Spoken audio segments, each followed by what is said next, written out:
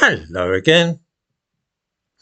Not for the first time, Rishi Sunak shows that he does not hold the same values as almost everybody else in Britain, which is really bad news for a man hoping to be elected to lead the country in 3 weeks' time.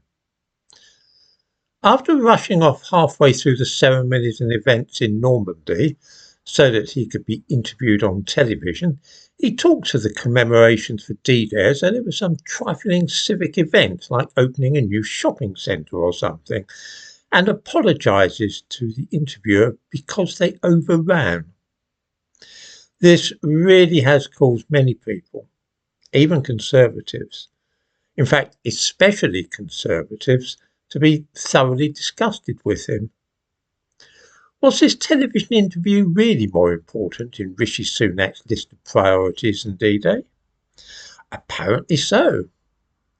I have remarked before that his parents were born in Africa and his grandparents in Asia, and I have not the least doubt that D-Day and the Normandy landings do not resonate in Sunak's mind in quite the same way that they do with British people whose families were living here during the Second World War.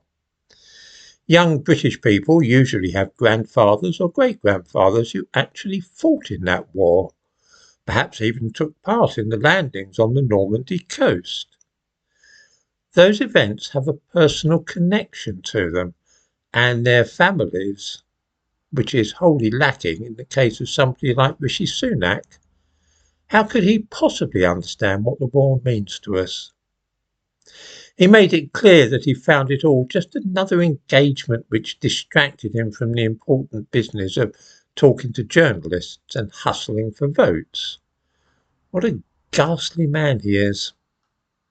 During the interview, he explained about the deprivations of his own childhood. True, he attended a fee-paying school, Winchester, but his parents chose not to have satellite television. Tough childhood, eh?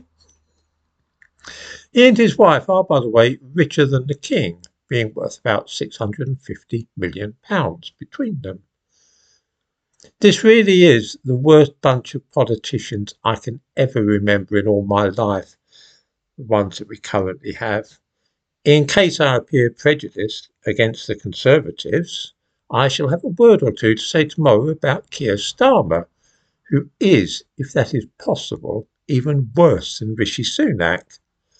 In the description to this video, I give a link to the clip of film of Sunak apologising because the D-Day event overran, as he puts it, with a simply astonishing lack of tact.